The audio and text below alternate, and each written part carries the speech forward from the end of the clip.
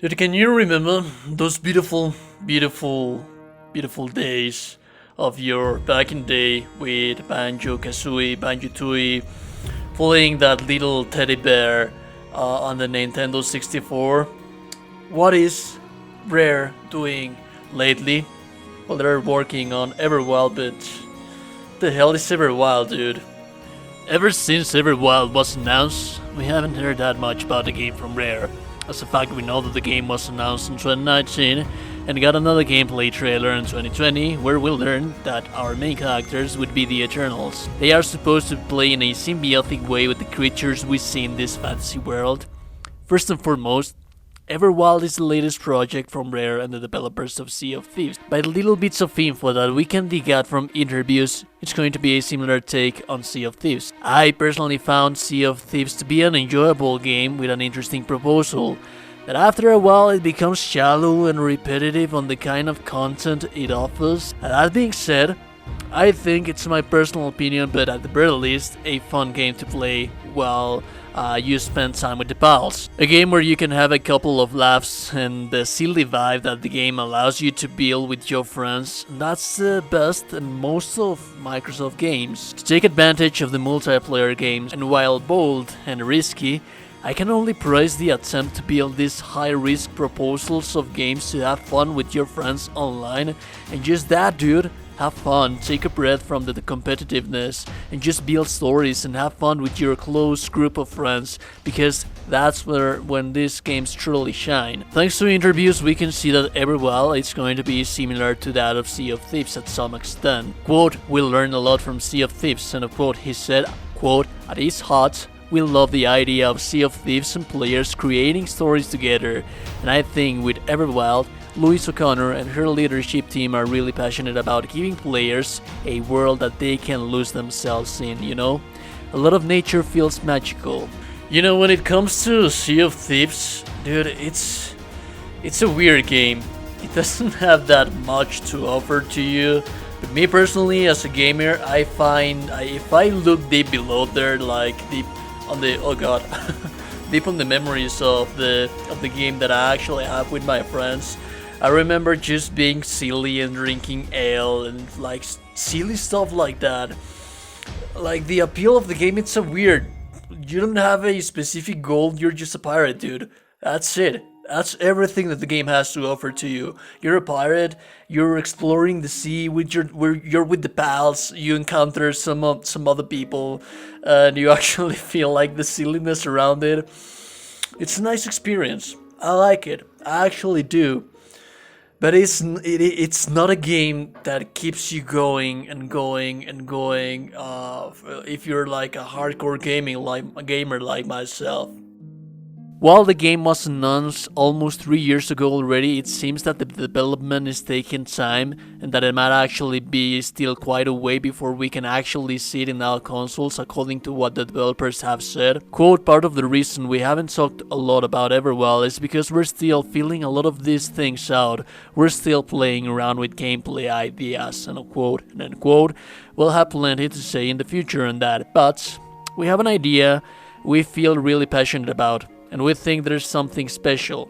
I have a team of people that wake up every morning with the desire to make this game that they're really, really passionate about." End of quote. So what we can infer about the game as a general idea, thanks to all of the previously mentioned, well, since they said they learned from the mistakes at Sea of Thieves and that they're still committed to creating a world where you can build stories with your friends, it seems that it's going to be a similar approach to those Sea of Thieves. But the setting is here like is this fantasy world where the guardians of nature may take the role of defenders while they work with the creature. One gameplay mechanic talking about this is that at least by now we know by word of the game director is that our Eternals will have a dedicated animal that allows this symbiotic kind of gameplay be a little bit more pronounced. This scenario, the relationship of the Eternals with the nature and the synergy between them and their ability to act as a catalyzer between them will be a huge important part of the core gameplay.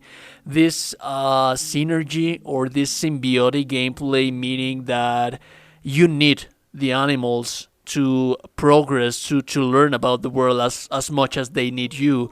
You like work together as a whole thing to be able to progress in like the world. Like there is this interview where the art director of the game doesn't actually says shit about the game, but the little bits of info that they actually show to the public, that they actually tell to the gamers, is this little specific scenarios where this symbiotic gameplay experience that you will have with the beasts is going to be present. There are these animals and creatures that have specific traits, like being able to clear off paths in forests. And there's the cargo creature that's walking down the mountain, and like the guardian is the elemental is trying to calm it.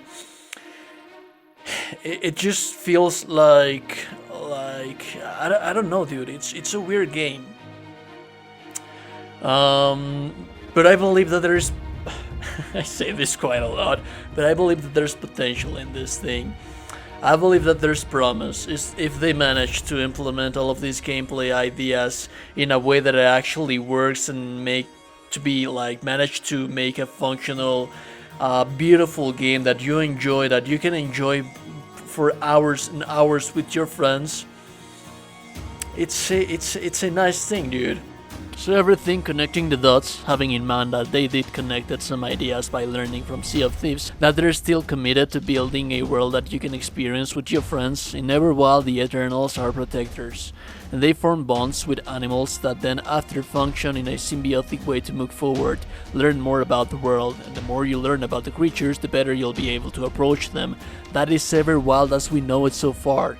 A world where the protectors, as seen in many parts of the trailer, defend and heal both the world and the creatures. But do have in mind that at this point, as word of July 2020, they were still tweaking and thinking of gameplay ideas. The game will of course be exclusive to the Series X and S platforms and will be a day one launch exclusive for Game Pass. This being a current gen title will of course leverage the capabilities of the series console by pulling off 4K resolution with 120 frames per second, although it is my personal belief that the standard will be 60 FPS if you have HDR and ray tracing in mind. That being said, guys, do let me know in the comments below what you think about this game. Are you excited about this? Did you actually enjoy Sea of Thieves? Did you play that with your friends? Did you make awesome stories? Are you planning on making awesome stories in this kind of fantasy world? Let me know in the comments below. I'm really interested. Subscribe to the channel and like the video. It really helps me a lot. Remember that. I'll see you beautiful, goddamn beautiful gamers. Next one, stay safe, stay awesome, stay beautiful. Each and every single one of you are goddamn beautiful people. See you later.